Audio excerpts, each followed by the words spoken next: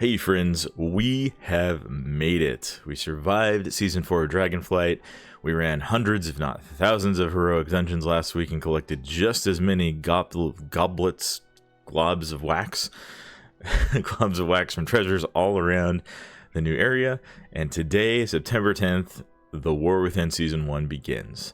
Now in this video, I want to talk to you guys about what is actually unlocking today, what we're going to have to wait until next week to start doing, and lastly, what my goals are for the season and how I'm planning to prioritize things as we dive into Season 1 of the War Within.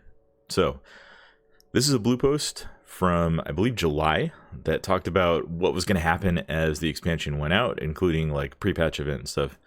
But importantly, this gives us a little bit of the schedule for the cadence for the next couple of weeks. So, today, September 10th, the War Within Season 1 begins with Heroic Raids, Raid Finder Wing 1, Mythic 0 Dungeons, Heroic Seasonal Dungeons, a new World Boss, and PvP Season 1. So there's a few things that we want to talk about in here. Heroic and normal raids are going live today. In Dragonflight, we had all raid difficulties, including Mythic, with the exception of like later Wings of LFR, opening at the same time in all of the seasons of Dragonflight. For Season 1 of the War Within, Blizzard has brought back what has historically been known as Heroic Week. There will be normal raid and heroic raid along with the first wing of Raid Finder of LFR, and we'll have a week to get gear from those before Mythic Raid opens. And then another notable distinction is Mythic Plus is also not opening this week. In the past, going back to Shadowlands, the first week of Mythic Plus has been kind of in a really weird state where you're able to go up to like whatever the cap is for the season or whatever max level you're able to do for great vault rewards, but then you're only able to get gear upgrades through like Mythic 6 or 7-ish. And with the squish of the Mythic Plus levels in Season 4 of Dragonflight, Blizzard made the decision that we're just going to have Mythic 0 dungeons open this week because those are intended to cover the previous range of like Mythic +2 all the way through +10, and the rewards would have stopped at some point in there. A key difference, though, is these Mythic 0 dungeons are going to be a daily lockout. You will be able to run these once per day. So if you're in the middle of a run and somebody leaves or you don't get the item that you want, you will be able to come back the next day and do these dungeons again to try and get the gear that you want for the start of the season. Heroic Seasonal Dungeons are also going to be a feature. This is something that's new. This has never happened before. In previous expansions and previous seasons, the heroic dungeon pool consisted of that expansion's dungeons. Starting with Season 1 of the War Within, we're going to have the seasonal dungeons. So half of the dungeons that we've been running on heroic for the last few weeks are going to go away from heroic difficulty. They will still be there normal. The normal dungeons will still cover the new dungeons for the War Within, and that's so that if you're leveling through them and you have quests for them, you still have a place to go and actually do those. But heroic dungeons are going to include the seasonal dungeons, and this will give people an opportunity to see these dungeons before diving into a harder difficulty either in Mythic 0 or in Mythic Plus. So, for those who don't know the seasonal dungeons for Season 1 of the War Within, we're going to have Arakara, City of Threads, Dawnbreaker, and Stone Vault. If you've been playing for the last 2 weeks, you've run these on heroic a bunch of times. And then we're getting some returning dungeons from previous expansions. We're having Mist of Tyrna Scythe and Necrotic Wake. These are both Shadowlands dungeons, which seems like a little fast to bring those back, but I'm kind of looking forward to them, especially Necrotic Wake. This is a really fun dungeon, in my opinion, and they've made some changes that make it a lot better. Siege of Borealis. Now, I was highly skeptical when they first brought this one back, but they made a lot of changes to the dungeon that solved a lot of the things that made it a pain in BFA. We do unfortunately get the Alliance version of this dungeon, which has some brutal trash pulls on the way to the first boss, but, it is what it is. And then lastly, we also have Grim Patrol. This is coming all the way back from Cataclysm, and this dungeon has experienced more of a revamp than any of the other dungeons. I will be releasing... At some point this week, I'm going to put together a video talking about all of the bosses in the dungeons this season. And then as we get toward next week, I have some routes that I want to share in case you guys are unfamiliar with these dungeons or haven't run them before. I try to design my routes to be pug friendly, so there may be things in them that you would not see in like a high key level, very organized group. It'll be a little bit slower paced, won't do as many massive pulls, that sort of thing. But that's that together with the new world boss and then PvP Season 1, that's what's going live today. Now, what would I prioritize? What are my plans as far as like starting off on the right foot when the servers launch today? The first thing that I'm planning to do is actually I'm going to run and do the world boss. Now, there's a rotation of 4 world bosses. It'll be like 1 in each zone. This is like the system that we've had in the last few expansions. We don't know which one is going to be up, but you should be able to find it if you open up your map. And we'll just go over to Kazalgar here. If you dive in, then we should be able to see there will be like a world quest with a skull on it at some point on the map. It looks like it's not actually active on the beta right now. Okay, so that's a little bit troll. Maybe I'll cut this part of the video out. Maybe I'll leave it in. Who knows? We'll have to wait and see. But I'm going to go and do the world boss, and the world bosses drop champion track. We'll open the dungeon journal back up here. Champion track 3 out of 8, item level 603 gear. Now, obviously, it's a pretty low chance to get an item from the world bosses, and these items cannot be traded. But those are actually 2 reasons that I think it's a good idea to knock out the world boss first. This is going to be the highest item level that you can get outside of heroic raids for this week, for this tier.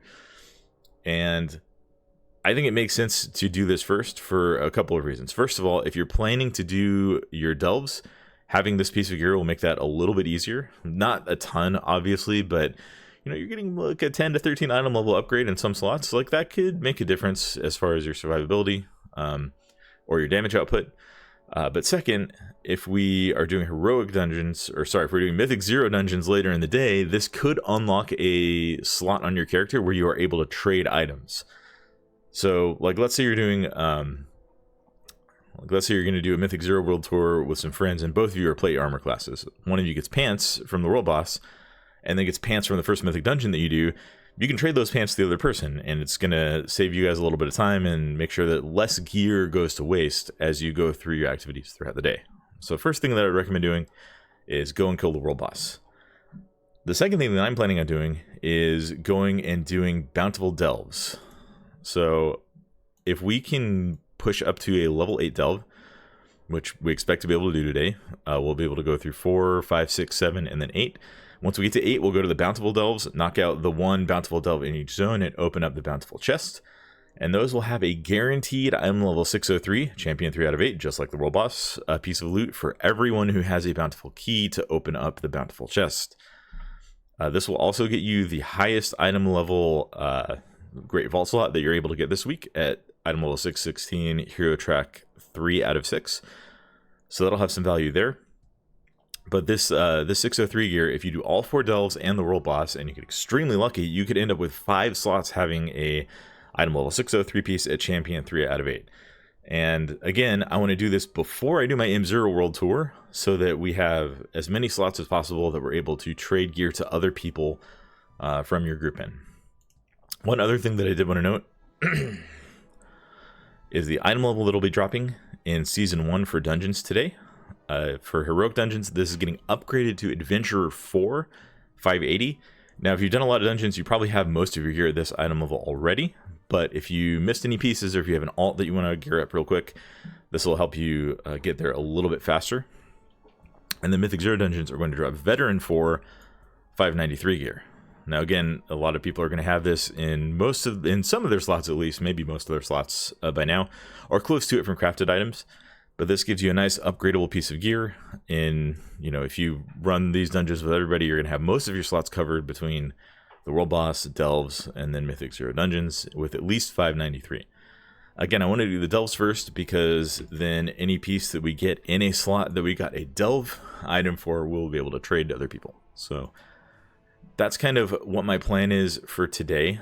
And then my guild is going to raid tonight. So I'll be streaming my raid progression this year, so feel free to tune in on the YouTube channel or over on Twitch, and you'll be able to watch us struggle through some bosses that are probably pretty easy, but we'll see how it goes. I'm looking forward to new content. If you're a PvPer, everything should be unlocking this week for PvP Season 1. You'll be able to start getting Conquest. You'll be able to start buying those Conquest pieces of gear. You'll be able to do rated arenas, solo shuffle, the new solo queue, random battlegrounds. Rated battlegrounds, so looking forward to that as well. I do intend to do some PvP this season, and that actually gives us a nice segue into talking about kind of what my goals are for the season in World of Warcraft. We're on the beta here, obviously. This is not live servers, but just kind of big picture, I raid lead for my guild. We're a heroic raiding guild. We aim for ahead of the curve, and so that's going to be my primary raiding goal, is to help get my team to the ahead of the curve achievement this season. We have in the past sometimes gone for a few mythic bosses. We have a really big raiding roster as far as people signed up this tier, so maybe we'll be able to do some of that. But for me, any mythic bosses that we kill are just kind of like icing on the cake, just a little bit of gravy on top of those mashed potatoes. What I'm really looking forward to is going through the raid on heroic, getting that cleared up and doing that progression. And if we have a group that wants to do mythic, I'm totally open to that as well, but I'm not setting goals to kill a certain number of mythic bosses. Certainly not to get a cutting edge. We're not quite at that level. The place that I like to challenge myself a little bit more is in dungeons. And in the past, I've usually gone up to the highest reward level for dungeons, whether that's back in BFA or early Shadowlands, I was a 15. In later Shadowlands, into Dragonflight, that was level 20. And then War Within, it's actually going to be a level 10 because they've done a little bit of squish of the dungeon difficulties system. So I plan to at least do all of the dungeons on a level 10 to unlock the portals and to get my highest item level weekly vault rewards. I plan to at least do that on my warrior at the start of the season. I would like to do that also on Death Knight and probably Druid, maybe not Monk. And then at some point in the season, I do want to play all of the tanks and be getting weekly vault slots on all the tanks in case I want to reroll to a different one in Season 2. But we can talk about that another time. But I plan to at least do a plus 10 in every dungeon on my warrior on time. Depending on how the season goes, I may be interested in pushing higher than that, but at least that level 10 with ahead of the curve, that's kind of my PvE related goals for the season. And then lastly, I actually do want to do some PvP this season. This is, again, on the beta, this is the elite set for warriors this season, and I absolutely love this set. You unlock this by getting to 1800 rating in any rated mode, and so I want to have that as a goal for the season to unlock the set because I think it looks really sick. And I do like doing PvP in World of Warcraft. It's definitely not the main focus of my channel, but I may stream some of my PvP, just, give a little bit of change of pace, see if we can get some different people involved in pushing. And then kind of the last thing I want to talk about is what my goals are for streaming and content creation. This has been something that I've been working really hard at for the last few months, and I want to continue streaming. I'm going to try to pace myself a little bit so that I don't burn out. So I'm going to try to stream like 4 to 5 days a week. I am going to stream all of our raid progression. I'm not going to stream our Discord because I like people to be a little more comfortable and not feel like, if there's shy people in Discord, I want them to feel like they can speak up without having to worry about being broadcast over the internet. And then I do plan to stream at least several nights a week of Mythic Plus progression and just whatever that's going to look like for us. Yeah, so I think that about does it for the video. If you want to support the channel, you can join as a member on YouTube. Really appreciate all the people who've been doing that. It's absolutely not an obligation. There's no essential information that I'm going to give to members only, but you can do that if you want to. If you made it this far in the video, please give us a like and a subscribe, and I hope to see you guys in the next video and throughout Season 1 of The War Within. Farewell, friends.